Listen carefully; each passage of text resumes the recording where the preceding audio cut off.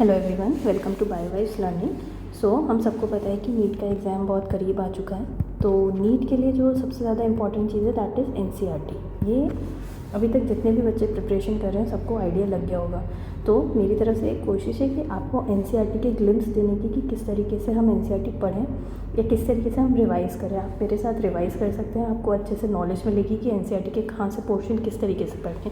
So basically हम जो शुरू करने वाले हैं दैट इज़ एनिमल फिजियोलॉजी का पहला चैप्टर है ये, breathing and exchange of gases. चलिए, जब हम breathing and exchange of gases की बात करते हैं, as you have read earlier, oxygen is utilised by the organism to indirectly break down simple molecules like glucose, amino acid, fatty acids etcetera. ये हम botany में पढ़ते हैं कि बहुत सारे जो सिंपल मॉलिक्यूल्स हैं जैसे कि ग्लूकोज, अमाइनो एसिड, इन सबको जब तक इनका ब्रेक डाउन नहीं होगा तब तक ये क्या नहीं रिलीज़ करेंगे, ये एनर्जी नहीं रिलीज़ करेंगे। और इनके ब्रेक डाउन के लिए जो हमें चीज़ चाहिए दैट इज़ ऑक्सीजन। और ऑक्सीजन हमें किससे मिलेगी? ऑक्सीजन हमें मिलेगी ब्रीदिंग से। तो यही चीज़ हमें इसमें पढ़नी है।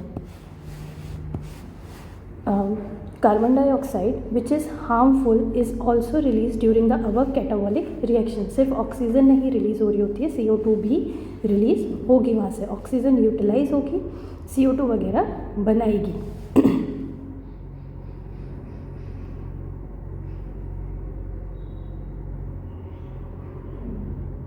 So it is therefore evident O2 has continuously provided to the cell, CO2 produced by the cell have to be released out. क्यों released out? क्योंकि ये क्या होती है? टॉक्सिक होती है। This process of exchange of O2 from the atmosphere with the CO2 produced by the cell.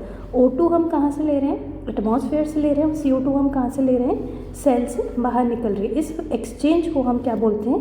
Breathing. और NCERT में आपकी ब्रीदिंग को ही रेस्पिरेशन बोला गया है। हमें ज़्यादा दिमाग नहीं लगाना है। हायर क्लासेस में आप जा करके देखते हैं कि ब्रीदिंग और रेस्पिरेशन तो अलग अलग प्रोसेस है, बट यहाँ पे हमारी एनसीईआरटी के according breathing and respiration are same thing. Place your hand on your chest. You can feel the chest moving up and down. You know it is due to the breathing. How do we breathe? The respiratory organs and the mechanism of breathing are described in the following section. चलिए आगे बढ़ते हैं।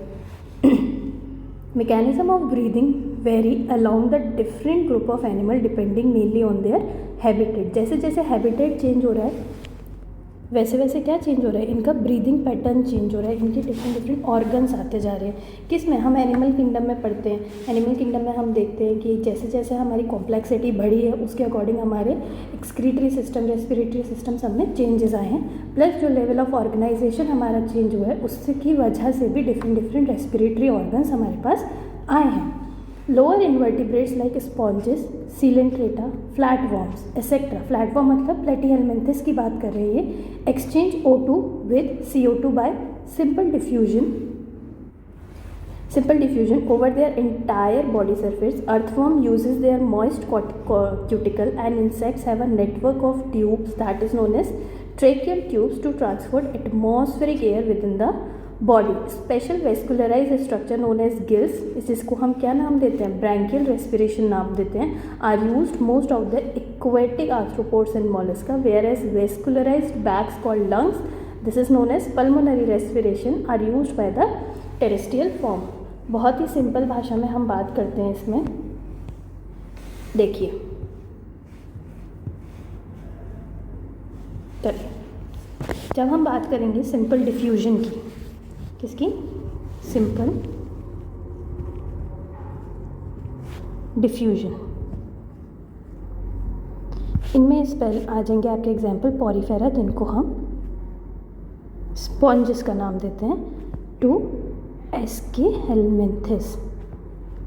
ठीक है, अब कोई आप नए तो हो नहीं इन सब नामों के लिए। स्किन, जिसको हम क्यूटेनियस रेस्पिरेशन भी बोलते हैं, इसमें एग्जाम्पल आ जाएगा फ्रॉग का एंड अर्थवॉर्म का। गिल्स में एग्जाम्पल आ जाएगा आपका फिशेस का। आपको ये याद रखने पड़ेंगे at any cost. Aquatic arthropods का। ठीक है, एक होता है आपका बुक गिल्स, इसमें एग्जाम्पल आ जाएगा आपका लिविंग फॉसिल दैट इज लिमलस का। किंग क्रैब भी बोलते हैं हम इसे। देन बुक लंग्स, आपको ये कैसे भी करके दिमाग में रखने हैं। एक टेबल बनाइए और अपनी स्टडी टेबल के आगे रख दीजिए। स्कॉर्पियो एंड स्पाइडर का, देन ट्रेकियल ट्यूब्स, इसमें एग्जाम्पल आएगा आपका कॉकरोच का। उसके बाद बात आती है ट्यूब फेट, इसमें एग्जाम्पल आएगा आपका एकाइनोडर्म्स का। एंड लंग्स में आपका एग्जाम्पल आ जाएगा ह्यूमंस का। इतनी चीज़ें आपको याद रखनी है इसमें। चलिए आगे बढ़ते हैं। For the exchange of gases among vertebrates, fishes use gills, whereas amphibian, reptiles, bird, mammal respire through lungs. Amphibian like frog can respire through their moist skin cutaneous also. जब हम फ्रॉग की बात करते हैं तो फ्रॉग का जो respiration होता है वो 3 तरीके से हो सकता है, ये बात हम सबको पता है। एक होता है क्यूटेनियस, एक होता है ब्यूकोफेरेंजियल, और एक होता है बाया लंग्स, दैट इज पल्मोनरी। ठीक है, इन तीनों तरीके से ही फ्रॉग रेस्पायर कर सकता है। ये पैराग्राफ समझ में आया कि क्या दिया हुआ है इसमें? इसमें एग्जाम्पल्स दिए हुए हैं, बस मैच ऑफ द फॉलोइंग आ सकती है इससे। ठीक है, चलिए जब हम ह्यूमन रेस्पिरेटरी सिस्टम की बात करेंगे, ह्यूमन रेस्पिरेटरी सिस्टम में क्या होता है? We have a pair of external nostril. हमारे पास एक पेयर होता है, ठीक है, ये याद रखना। एक पेयर प्रेजेंट है नॉस्ट्रिल का, opening above the upper lip, upper lip के ऊपर प्रेजेंट होता है। It lead to the nasal chamber through a nasal passage. क्या बोला इसमें? नॉस्ट्रिल प्रेजेंट है हमारे पास, ठीक है, प्लस हमारे पास क्या प्रेजेंट है? नॉस्ट्रिल से आ रहा है आपका नेज़ल पैसेज, नेज़ल पैसेज से आ रहा है आपका नेज़ल चैम्बर। ठीक है, चलिए आगे बात करते हैं। The nasal chamber opens into a फैरिंग्स, a portion of which is common passage for food and air. ये बात याद रखना, फैरिंग्स क्या है? कॉमन पैसेज है फूड एंड एयर के लिए। The pharynx opens through the larynx region into the trachea. Nasal chamber open हुआ आपका pharynx में, pharynx open हुआ आपका larynx में, which is also known as vocal sac. larynx open हुआ आपका trachea में। ठीक है, vocal sac आपकी 2 तरीके की होती है, ट्रू एंड फॉल्स। बस इतनी सी बात जाननी है, इससे ज़्यादा नहीं जानना। लैरिंग्स क्या है? कार्टिलेजिनस बॉक्स है which help in the sound production. Vocal set मैंने लिख दिया है, किसका बना हुआ होता है? कार्टिलेजिनस का बना हुआ होता है। ठीक है, पूरा का पूरा कार्टिलेज का बना हुआ होगा। ठीक है, 9 डिफरेंट कार्टिलेज इसमें प्रेजेंट होती हैं। कौन कौन सी होती हैं ये नहीं याद रखना, ये याद रखना है कि कार्टिलेजिनस बॉक्स होता है, हैंस नोन है साउंड बॉक्स और vocal sac. During swallowing, glottis are covered with a thin elastic cartilaginous flap called epiglottis। हम बोलें कि ट्रेकिया, और ट्रेकिया के पीछे क्या आ रहा है? ईसोफेगस। ईसोफेगस से खाना नीचे जाता है और ट्रेकिया से विंड। खाना विंड पाइप में ना घुस जाए, इस वजह से जो हमारा विंड पाइप है वो कवर्ड होता है कार्टिलेजिनस फ्लैप से। ठीक है, और उसको हम क्या बोलते हैं? उसे हम बोलते हैं epiglottis. Cartilaginous flap called epiglottis to prevent the entry of the food into the larynx. ठीक है, लैरिंग्स या फिर वोकल सेट में या फिर ट्रेकिया में ना जा कर के फंस जाए। ठीक है, trachea is a straight tube extending up to the mid thoracic cavity which divides at the level. ये बात याद रखना, ये बहुत इंपॉर्टेंट बात है। मिड थोरेसिक लेवल पे जाके डिवाइड होता है 5th thoracic vertebra into the right and left bronchi. ये देखिए, ये जो आगे चल के ये डिवीजन हुआ है ना, इसी की वो बात कर रहे हैं।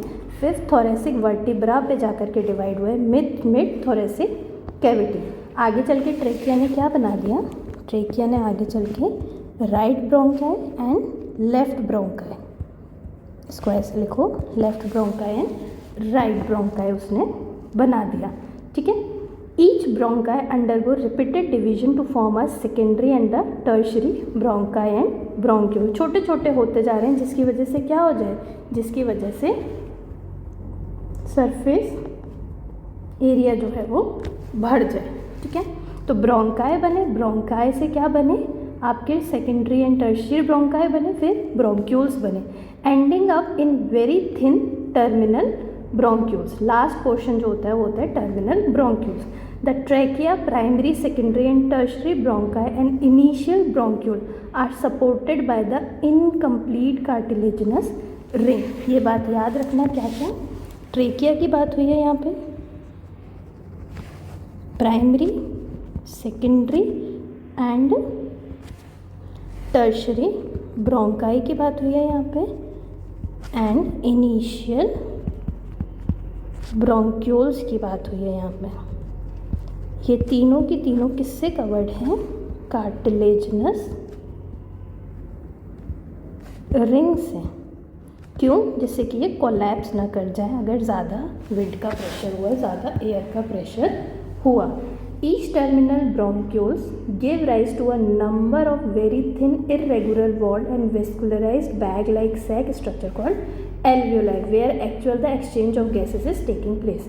The branching network of bronchi, bronchiole and alveoli comprises the lungs. Lungs के अंदर हम क्या इंक्लूड कर रहे हैं, आपके एनसीईआरटी में क्या दिया हुआ है, लंग्स में हम क्या इंक्लूड कर रहे हैं कि इरेगुलर, ये तो एल्वियोलाई को इंक्लूड कर रहे हैं, branching network of bronchi, bronchioles and alveoli, ये तीनों चीज़ों को हम मिला करके क्या नाम दे देते हैं, लंग्स नाम दे देते हैं, ठीक है। अब लंग्स क्या है, we have two lungs which are covered by a double layer pleura with pleural fluid. दो मेम्ब्रेन होती है, डबल मेम्ब्रेन होता है पहली बात, ठीक है। उस मेम्ब्रेन को हम प्लूरा नाम देते हैं, और दो मेम्ब्रेन के बीच में फ्लूइड प्रेजेंट होता है जिसको हम क्या नाम देते हैं, प्लूरल फ्लूइड बिटवीन दैम। क्या करता है, it reduces the friction on the lung surface. जब लंग्स में एयर जाएगी वो बड़ा या छोटा होगा, उसकी वजह से क्या होगा, रिड्यूस हो जाएगा, फ्रिक्शन रिड्यूस करने के लिए इसमें फ्लूइड भरा हुआ होता है। The outer pleural membrane is in a close contact with the thoracic chamber. Thoracic lining से बाहर वाला होता है, whereas inner pleural membrane is in the contact with the lung surface. जो अंदर वाला होता है वो लंग्स की तरफ होता है, इस वजह से हम इसको विसरल का भी नाम देते हैं, ठीक है। चलिए, the part starting with the external nostril up to the terminal bronchiole, ये हमेशा याद रखना, इसे हमेशा क्वेश्चन आया है, एक्सटर्नल नॉस्ट्रल से लेकर के कहाँ तक, टर्मिनल ब्रोंक्यूल्स तक। टर्मिनल ब्रोंक्यूल्स तक का जो पार्ट है उसको हम क्या नाम देते हैं, उसको हम रेस्पिरेटरी और एक्सचेंज पार्ट, सॉरी उसको हम कंडक्टिंग पार्ट का नाम देते हैं। वो कंडक्ट कर रही है ना, वो ट्रांसपोर्ट कर रही है, तो इसको हम कंडक्टिंग पार्ट का नाम देते हैं, ठीक है। of the respiratory system, the conducting part transport the atmospheric air to the alveoli, clears it from the foreign particle, humidify and also bring the air to the body temperature. ये सारे function आपको दिमाग में रखने हैं। ये जो हमारा कंडक्टिंग पार्ट होता है वो फॉरेन पार्टिकल को हटाता है, ह्यूमिडिफाई करता है और उसको नॉर्मल टेम्परेचर पे लाता है हमारी बॉडी की। उसके बाद का जो exchange part is a site of actual diffusion of O2 and CO2 between the blood and the atmospheric air, that is the alveoli. ये होता है आपका एक्सचेंजिंग पार्ट। चलिए, the lungs are situated in the, कहाँ होते हैं, thoracic chamber में होते हैं, which is anatomically air tight chamber होता है जिससे हवा बाहर ना निकले, वैक्यूम होता है। थोरेसिक चैम्बर इज फॉर्म, यही बात याद रखनी है, थोरेसिक चैम्बर किस किस से मिलकर के बनता है, डॉर्सल और वेंट्रल में कभी कंफ्यूज मत होना। डॉर्सल जो होता है वो आपका बैक साइड वाला एरिया होता है, तो डॉर्सली पीछे है ना, डॉर्सली कैसे होगा, वर्टिब्रल कॉलम से। वेंट्रली आगे की तरफ की हम बात कर रहे हैं, वेंट्रली वो किससे होता है, स्टर्नम से। और side wise that is laterally किससे हो रहा होता है, रिब केस से। ये बात दिमाग में रखनी है हमें यहाँ से। ये देखिए, dorsally vertebral column, ventrally sternum, laterally ribs, and on the lower side by the dome shape diaphragm, lower side by a diaphragm. ये सारी चीज़ें मिला करके आपका थोरेसिक चैम्बर बना रही हैं, ठीक है। The The anatomical setup of lungs in thorax is such that any change in the volume of a thoracic cavity will reflect in the lung cavity. अगर thoracic chamber में कोई भी वॉल्यूम का चेंज हो रहा है तो lungs में भी चेंज आएगा ही आएगा. इस तरीके से पूरा का पूरा अरेंजमेंट बनाया गया है. Such an arrangement is essential for breathing. ये ऐसा अरेंजमेंट ब्रीदिंग के लिए बहुत ज़रूरी है. ऐसा नहीं होता तो एयर अंदर जा ही नहीं पाती. As we can not directly alter the pulmonary volume. हम ऐसे ही लंग्स की वॉल्यूम चेंज नहीं कर सकते हैं. इस वजह से हमें थोरेसिक चैम्बर की ज़रूरत पड़ी. रेस्पिरेशन में कौन कौन से स्टेप्स इंक्लूड होते हैं? सबसे पहली बात तो ब्रीदिंग और pulmonary ventilation by which atmospheric air is drawn in and CO2 rich alveolar air is released out. दूसरी बात डिफ्यूजन ऑफ गैसेस. अब गैस अंदर चली गई तो डिफ्यूज़ होगी जहाँ भी उसे ज़रूरत है, that is across the alveolar membrane. Transport की जाएगी.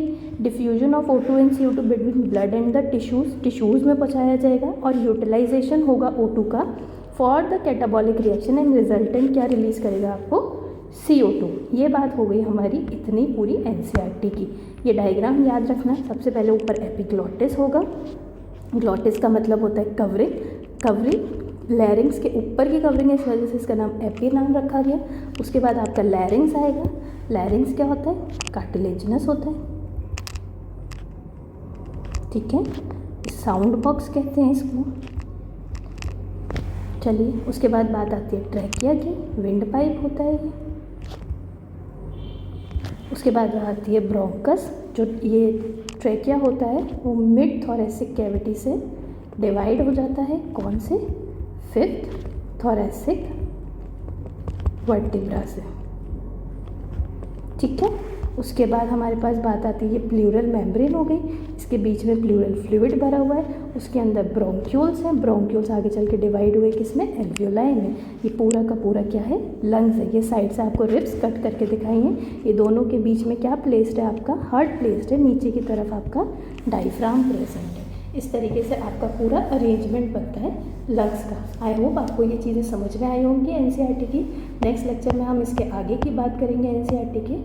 Please subscribe this channel and all the very best for your NEET 2024.